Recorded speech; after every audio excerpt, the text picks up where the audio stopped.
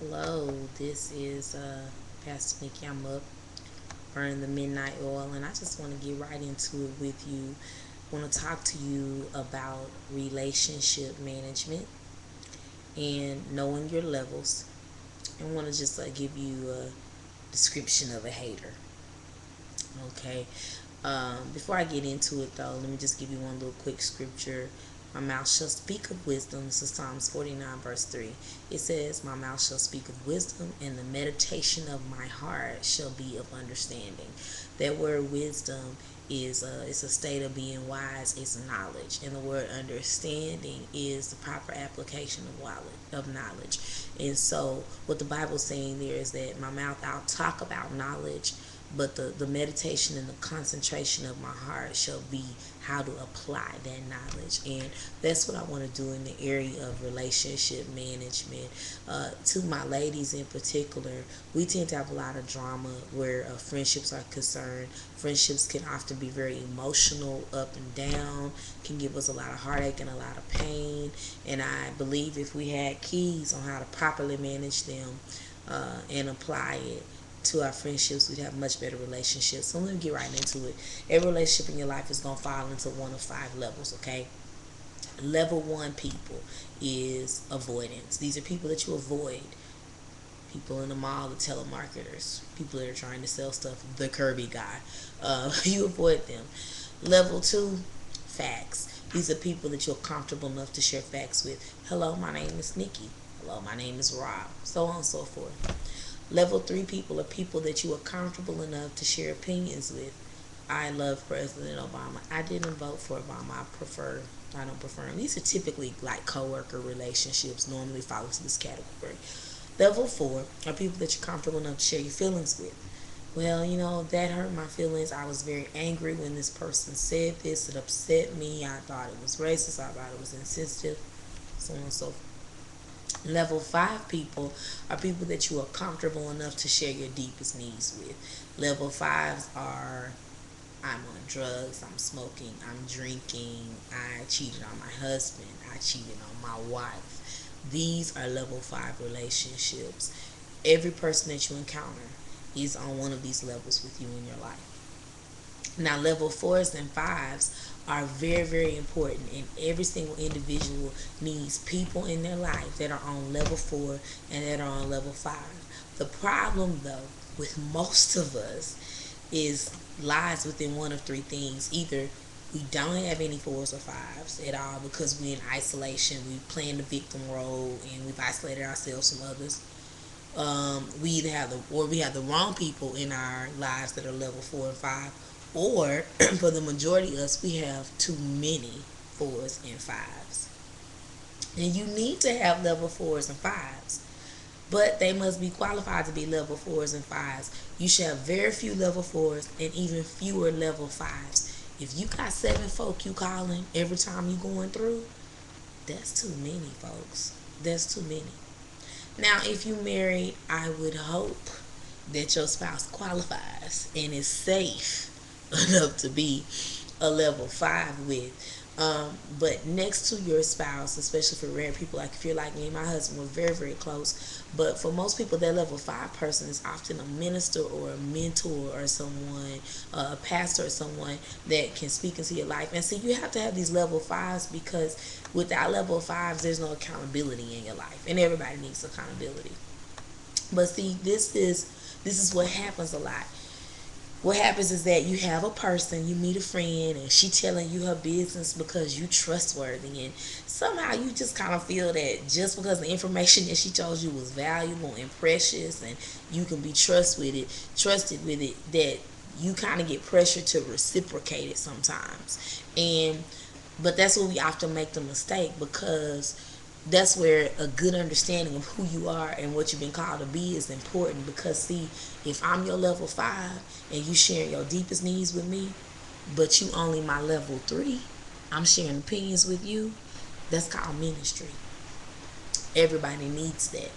And this is the thing: if you are my level 5, if I'm sharing my deepest needs with you, I should be comfortable enough with myself to not pressure you to try to make me your 5. Because see, you have a right to choose who's in your life, and you have a right to choose what way that they're in your life. We got to learn to respect people's boundaries, and you can learn to respect a person's boundary and still stay within the margins of their life. See, everybody sets boundaries, their own boundaries and margins. You can't come in setting somebody's boundaries and margins. And ladies, the levels, they tend to jack us up in friendships because we got people that ain't qualified and all this stuff, they in the wrong areas and everything.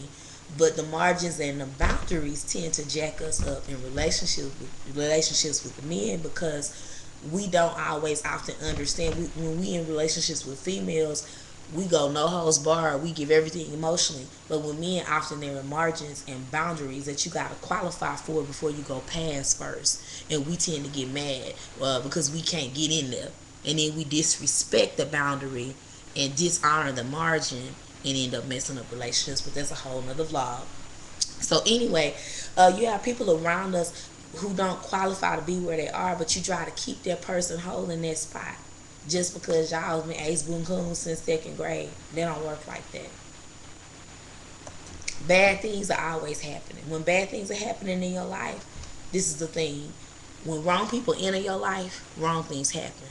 When wrong people exit your life, the wrong things stop. And I'm not saying that you won't ever have any bad experiences, because we do all have them. But this is what I believe. I believe God's best teacher is instruction, not experience.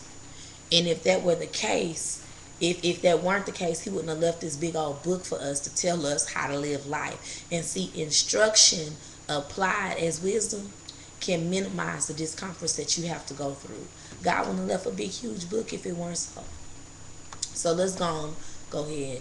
Real question is, okay, Pastor Nikki, you told me all that. I understand. I'm feeling you. But how do I go about qualifying the people in my life, fixing it? How do I know who's qualified to be on what? Glad you asked. Here's your homework. This is what you do. You have to list your friends and honestly assign a level to them. Do not base it on what you say the relationship is, but based on what you do. For instance, if you have a coworker, probably a level 3, but you find yourself all the time coming and telling her your business. Me and my husband got into an argument last night.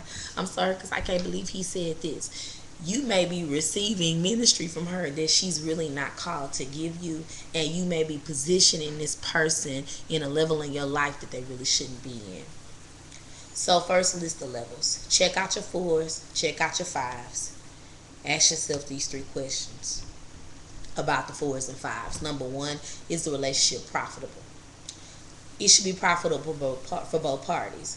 Even if we get different things out of the relationship, we should be fulfilled. If somebody is always getting what they need and some other person walks away with nothing, that's called usury. Somebody getting used. Number 2, is the relationship pleasurable? Do I get enjoyment out of it? Do I get camaraderie out of it? If I'm looking for camaraderie, maybe I'm just looking for, again, ministry. I'm looking for a listening ear. I'm looking for trustworthiness. I might be looking for somebody to speak into my life or minister to me. But am I getting that? Is it pleasurable? The other thing is it purposeful? What's the purpose of each relationship? See, a lot of times, was a relationship water cooler gossip? Did y'all come up with some juicy gossip together and now y'all trying to keep the relationship going? And every time you get together, that's what you're talking about? Well, how do you filter what purposeful is? Here's some guiding things. Do you talk about the same things all the time? Do you have to change in any way? Are you free to be you in a relationship? Are you challenged to move forward, to grow and change for the better? Do they tell you the truth about yourself? This is a good one. Does this relationship move you closer to God or further away from God? Because this is the key, folks. If you're a believer and the end result is that the relationship does not move you to righteousness, to integrity, to character development, then the relationship don't qualify for your inner circle. And don't get tripped up on church folks now. Because, see, notice I didn't say that the person had to be a Christian or a churchgoer. Because, see, the thing is, the person just has to have that kind of integrity and love about you to tell you the truth that moves you towards righteousness. Because, see, a whole lot of us that are professing Jesus, we the ones who hate the hardest and the strongest. And with that being said,